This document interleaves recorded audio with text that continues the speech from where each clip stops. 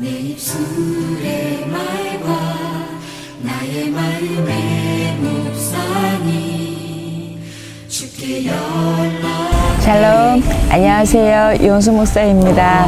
오늘은 시편 19편입니다. 지금 찬양 나오고 있는 이 가사, 여러분 너무 잘 아시고 좋아하시는 찬양이죠. 이 말씀이 마지막 절에 들어있는 시편 19편입니다.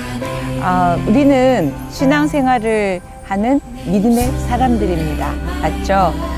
우리 이 믿음의 사람들이 우리가 믿는 하나님에 대해서 바르게 아는 것이 가장 신앙의 핵심인 것 같아요. 하나님을 믿지만 바르게 알지 않을 때 이단도 나오고 또 굉장히 많은 일들이 있습니다. 그래서 우리가 믿는 하나님에 대해서 바르게 알고 바르게 믿는 것이 가장 건강한 신앙인의 모습 같습니다. 그러면 어떻게 알아야 되나? 우리가 믿는 믿음의 대상이신 하나님을 바로 알고 무엇을 믿어야 하나? 믿음의 내용을 알고 또 어떻게 우리가 구원을 받는지에 대한 그런 믿음의 내용이겠죠.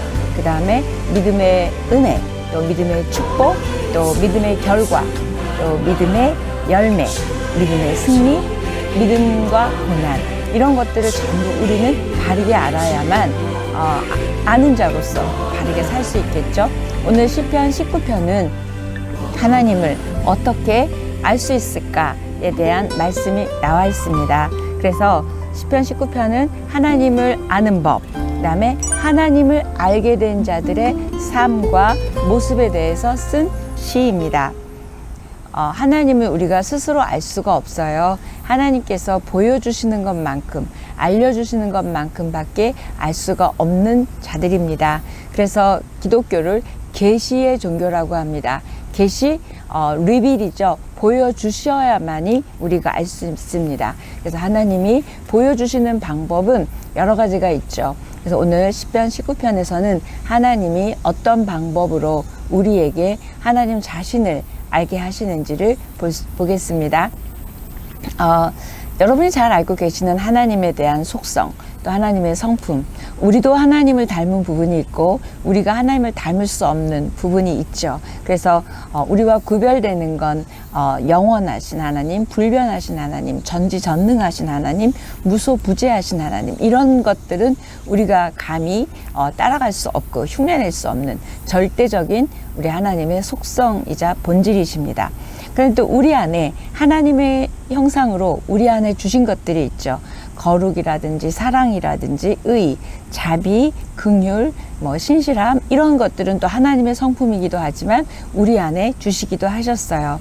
그런데 우리가 믿는 하나님은 영이시고 그 다음에 스스로 있는 자시고 절대 지존자이시고 또 존재 양식에 있어서는 삼위일체 하나님이시고 그다음에 영생하시는 인격체이신 하나님이시기 때문에 우리같이 유한하고 피조물인 제한적인 인간은 하나님께서 보여주시고 가르쳐주시고 알려주시기 전에는 하나님을 제대로 알 수 없습니다. 그래서 이런 내용들을 사도 바울이 디모데전서 6장 16절에 이렇게 얘기합니다.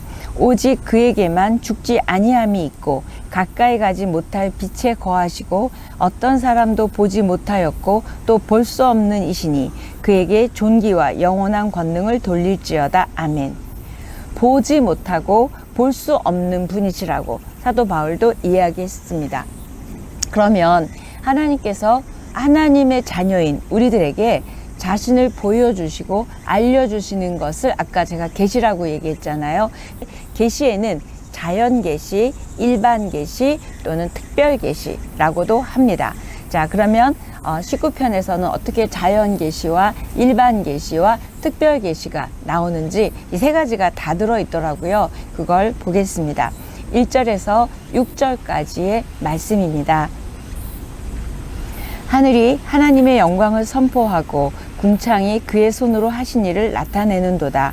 날은 날에게 말하고 밤은 밤에게 지식을 전하니 언어도 없고 말씀도 없으며 들리는 소리도 없으나 그의 소리가 온 땅에 통하고 그의 말씀이 세상 끝까지 이르도다. 하나님이 해를 위하여 하늘의 장막을 베푸셨도다. 해는 그의 신방에서 나오는 신랑과 같고 그의 길을 달리기 기뻐하는 장사 같아서 하늘 이 끝에서 나와서 하늘 저 끝까지 운행하며 그의 열기에서 피할 자가 없도다.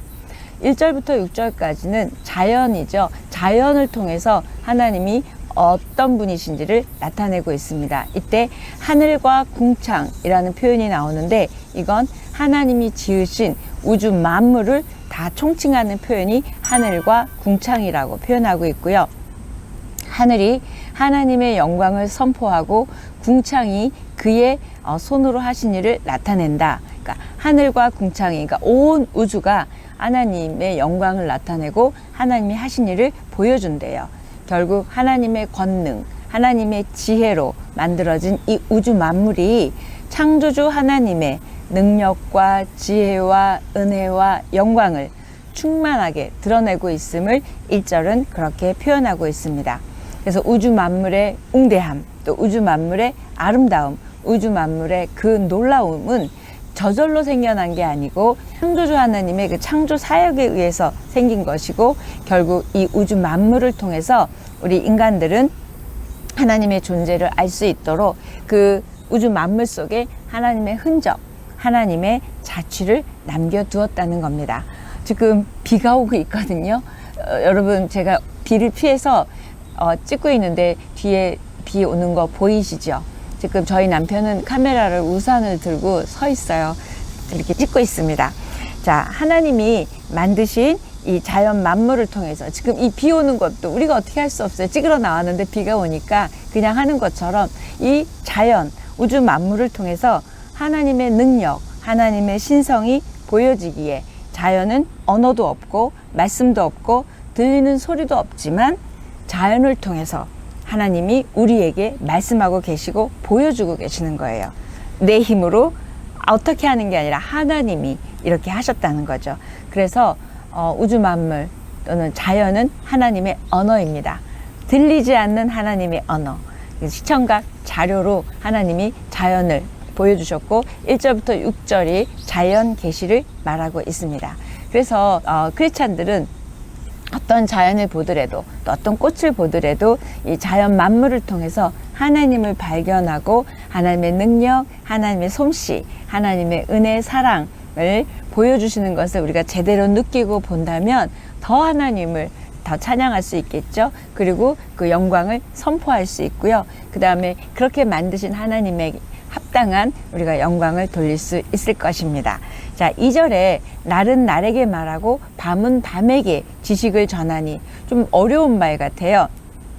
이건 뭐냐면 낮과 밤이 계속 반복되잖아요. 그러니까 이날이 저날에게 말했다는 얘기 뭐냐면 낮과 밤이 끊임없이 반복되면서 이루어지고 있는 일들, 또 그 조화로운 어떤 가정 가운데 나타나는 하나님의 섭리죠. 낮과 밤의 시간적 섭리를 통해서 하나님의 역사가 일어나고 또 하나님의 역사를 통해서 만물을 주관하시고 섭리하시는 하나님을 알만한 것들을 그렇게 시간과 역사를 통해서 알게 하셨다고 말씀하고 있습니다.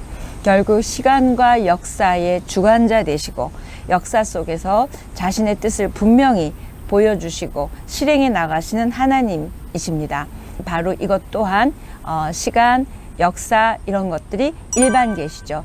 지금 코로나로 굉장히 어려운 시간을 우리 온 인류가 보내고 있는데요. 이것 또한 하나님의 계시일 수 있습니다. 우리가 어떻게 하나님의 음성을 듣고 어떻게 우리가 바르게 반응하고 살아야 할지죠. 그래서 이 모든 시간과 역사 속에서도 하나님의 계시가 나타남을 말하고 있고 우리는 그 계시를 통하여 하나님을 알아갈 수 있습니다.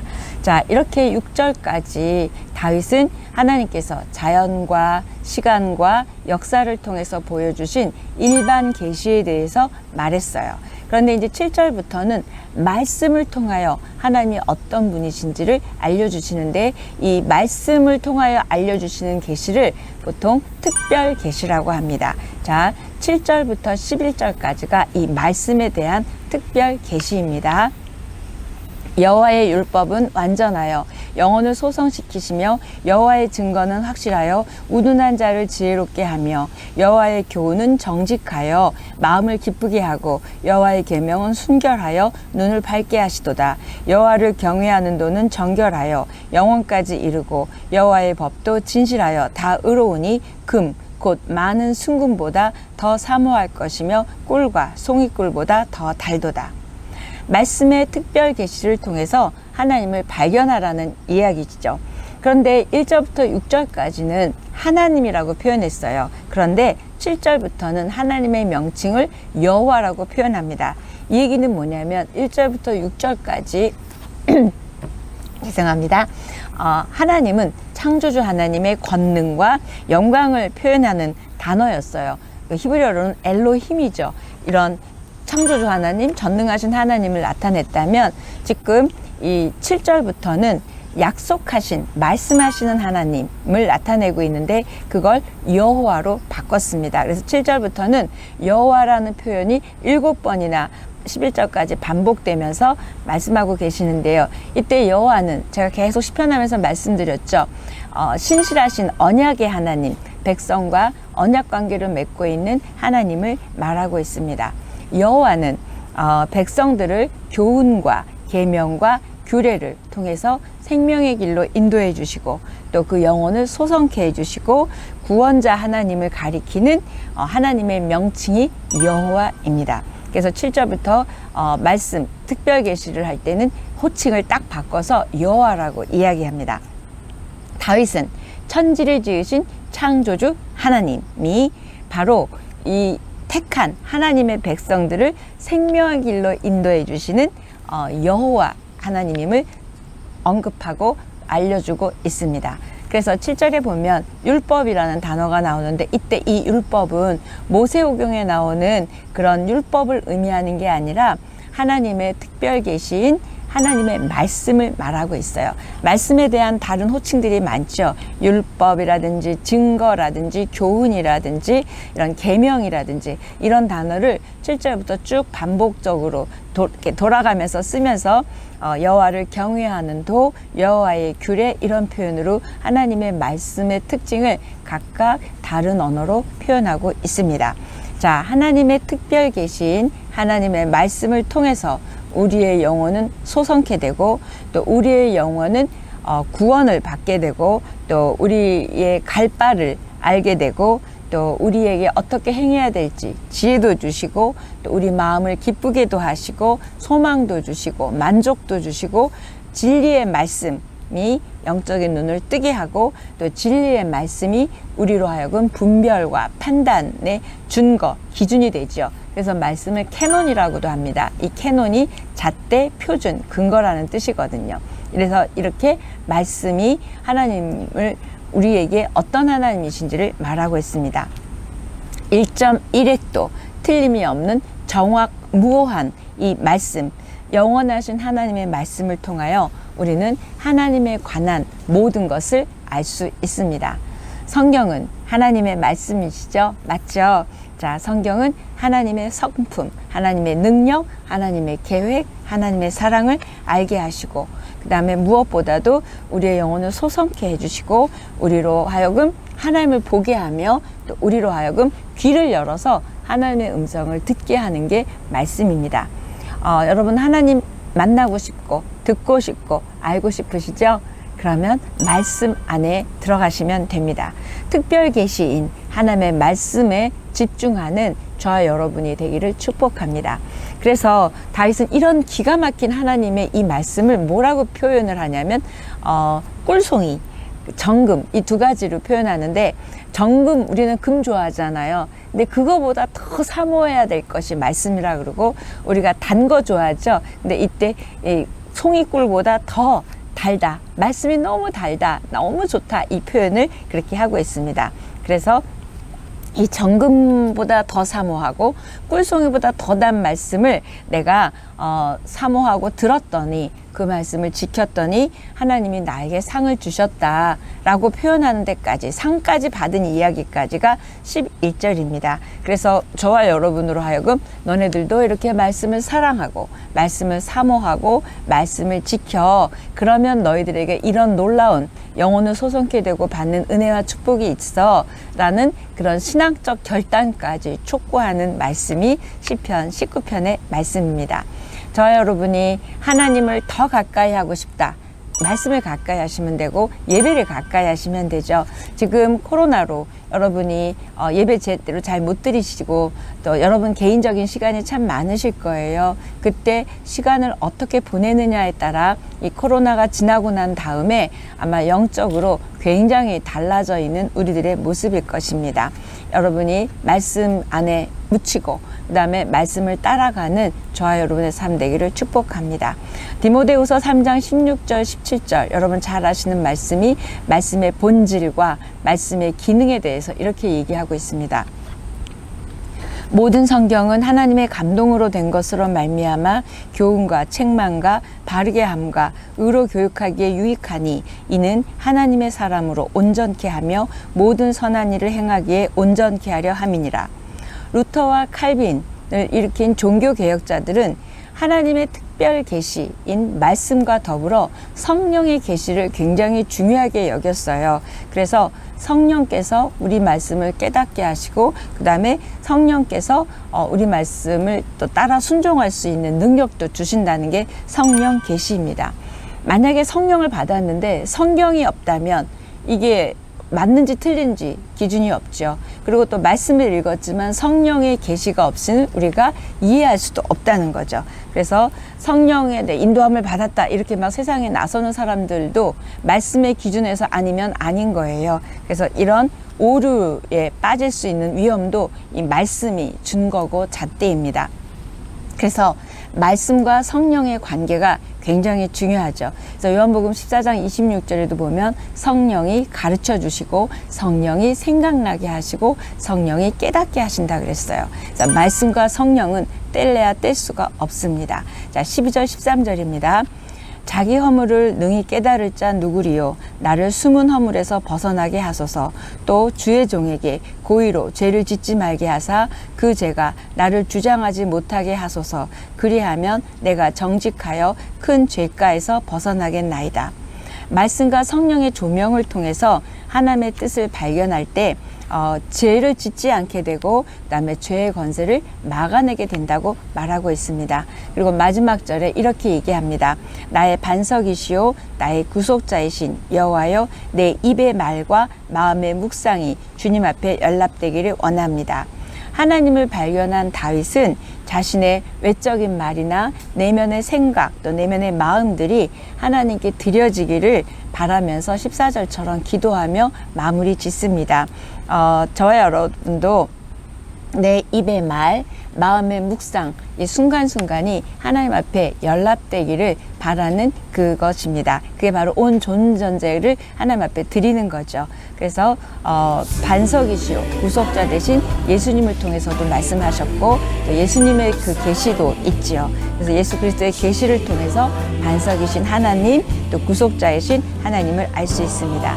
시편 19편은 자연 계시, 역사 계시, 또 말씀을 통한 계시, 또 성령 계시, 또 예수 그리스도를 통한 계시를 말씀하고 있습니다. 믿음으로 성령의 조명을 받고 성령의 조명으로 말씀을 깨닫고 또 말씀으로 예수님을 알 수 있습니다. 시편 19편의 키워드 우리 가사처럼 내 입의 말과 마음의 묵상이 주께 연락되기를 원하나이다. 말씀 그대로 키워드를 하고 싶습니다. 이것은 저와 여러분의 인격적인 삶의 헌신입니다. 다시 시편 19편의 키워드 내 입의 말과 마음의 묵상이 주께 연락되기를 원하나이다.